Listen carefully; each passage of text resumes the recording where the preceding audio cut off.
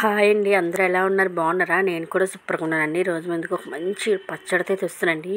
ఈ పచ్చడికి అయితే మనకు మిక్సీ అవసరం లేదు, రోల్ అవసరం లేదండి. స్టవ్ ఉంటే సరిపోతుంది. చాలా టేస్టీగా ఉంటుంది. వీడియోస్ ఎక్కడ స్కిప్ చేయకుండా మిస్ చేయకుండా లాస్ట్ వరకు చూడండి. వేడివేడి అన్నంలో కాస్త పచ్చడి వేసుకొని, నెయ్యి వేసుకొని పక్కన ఆనియన్తో తింటే ఆహా, ఇంక స్వర్గం ఎక్కడో కాదండి, ఇక్కడ ఉందనిపిస్తుంది. అంత టేస్టీగా ఉంటుంది. అందుకే వీడియో అయితే ఎక్కడ స్కిప్ చేయకుండా మిస్ చేయకుండా లాస్ట్ వరకు చూడను. చాలా సింపుల్ ప్రాసెస్. వీడియో కూడా చాలా చిన్నదేనండి. ఫస్ట్ నేనైతే ఒక 4 కట్టలు చుక్కకూర అయితే తీసుకురండి. చుక్కకూర తీసుకొని సాల్ట్ వాటర్లో వేసుకొని ఒక 3 టైమ్స్ అయితే ఆకుకూర అనేది కంపల్సరీగా మనం క్లీనింగ్ అయితే చేసుకోవాలండి. చూసారు కదా, నేను అలా క్లీన్ చేసేసుకొని ఇలా పీసెస్ అయితే కట్ చేసుకుని ఒక ప్లేట్లోకి అయితే వేసేసుకున్నాను. ఫస్ట్ ఆకుకూరలైనా వెజిటేబుల్స్ అయినా సాల్ట్ వాటర్తో అయితే క్లీన్ చేయండి, అస్సలు అయితే మర్చిపోవద్దు. నెక్స్ట్ ఇప్పుడు ఈ చుక్కకూర అనేది సైడ్కి పెట్టేసుకొని స్టవ్ వెలిగించుకొని మంట మీడియం టు సిమ్లో పెట్టుకొని ఒక బాండీ అయితే పెట్టుకోవాలి.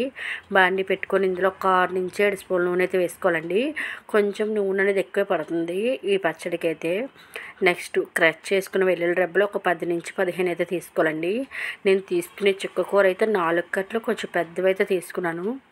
చూసారు కదా, వెల్లుల్లి రెబ్బలు ఇలా వేసుకునే తర్వాత ఇందులోనే ఒక పెద్ద స్పూన్ ఆవాలు, జీలకర్ర, మినపప్పు అయితే వేసుకోవాలండి. జీలకర్ర అయితే ఖచ్చితంగా చిట్లాలి. వెల్లుల్లిపాయ అనేది మంచి బ్రౌన్ కలర్లో అయితే ఫ్రై అవ్వాలి.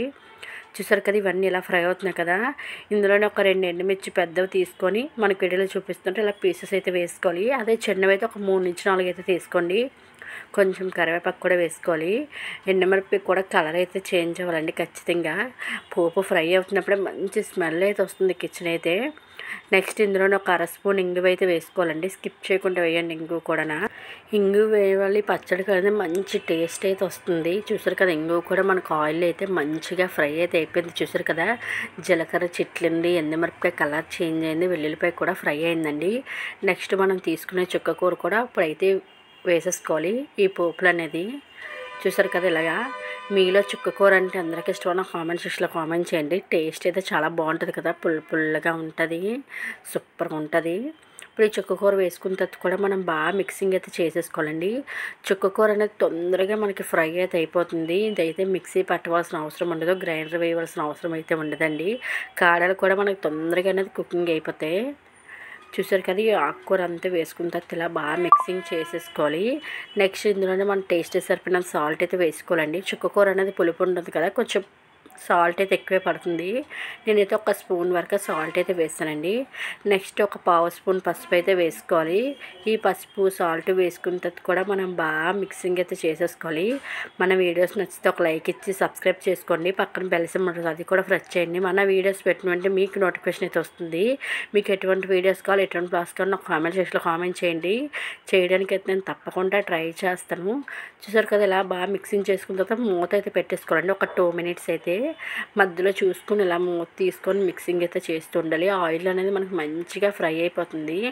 మంచి సువాసన అయితే వస్తుందండి కిచెన్ అయితే. రియల్గా చెప్తున్నాను, నిజంగా చుక్కకూర అంటే నచ్చదన్న వాళ్ళు ఇలా ఒకసారి ట్రై చేయండి. చాలా బాగుంటుంది. రైస్కి, ఇడ్లీకి బాగుంటుంది, దోశకి కూడా టేస్ట్ అయితే అదిరిపోతుంది. చూసారు కదా, మనకి లైట్గా ఆయిల్ అనేది సైడ్ నుంచి రిలీజ్ అవ్వడం అయితే స్టార్ట్ అయిందండి. అందుకని ఈ పచ్చడికి అయితే కొంచెం ఆయిల్ అనేది ఎక్కువ వేసుకోవాలని చెప్పాను. చూసారు కదా, మంచిగా ఇలా కుకింగ్ అయితే అవుతుందండి చుక్కకూర అనేది.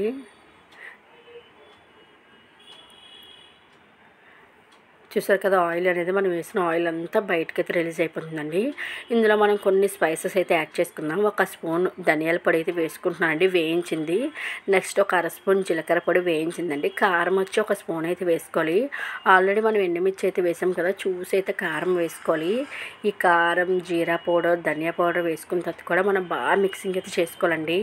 ఇది కూడా మంచిగా మగ్గాలి చుక్కకూరలు అయితే బాగానా. నెక్స్ట్ ఆయిల్ కూడా చూస్తారు కదా, ఎంత ఆయిల్ ఎక్కువైపోద్ది అనుకుంటారు, కానీ ఈ పచ్చడికి ఆయిల్ అనేది ఉంటేనే టేస్ట్ అయితే బాగుంటుంది. చూసారు కదా, ఈ స్పైసెస్ అన్నీ వేసుకున్న తర్వాత మనం ఒక్కసారి మూత పెట్టుకొని 1 మినిట్ ఉంచుకుంటే సరిపోతుందండి. అందుకే చెప్పాను కదా, చాలా సింపుల్ ప్రాసెస్, తొందరగా అనేది అయిపోతుంది. చూసారు కదా, మొత్తానికి మనకి పచ్చడి అయితే రెడీ అయిపోయిందండి. ఆయిల్ కూడా చూసారు కదా, బయటకి అయితే రిలీజ్ అయిపోయింది. మనం వేసిన ఆయిల్ ఎంతనా. ఆ ఎండుమిర్చి, ఆ వెల్లుల్లిపాయ అనేది మంచిగా మగ్గాయండి. మంచిగా టేస్ట్ అయితే సూపర్గా ఉంటుంది. చూసారు కదా, ఇప్పుడు మన టేస్టీ చుక్కకూర పచ్చడి అయితే రెడీ అయిపోయింది, రోలు మిక్సీ లేకుండానా. ఇప్పుడు స్టవ్ ఆఫ్ చేసుకుందాం. చూసారు కదా ఎంత కలర్ఫుల్గా ఉంది కదా, టేస్ట్ కూడా అంతే బాగుంటుంది. మీరు ఇప్పటివరకు ట్రై చేయకపోతే అలా ట్రై చేయండి. టేస్ట్ చేసి ఎలా వచ్చిందో కామెంట్ సెక్షన్లో చెప్పడం అయితే అస్సలు మర్చిపోవద్దు ఫ్రెండ్స్. చూస్తుంటే మీకు కూడా నూరూరుతుందని నాకైతే అర్థమవుతుంది. వెంటనే మార్కెట్కి వెళ్ళి చుక్కకూర తీసుకొచ్చి ఇలా పచ్చడి అయితే ట్రై చేయండి తప్పకుండా అనేది.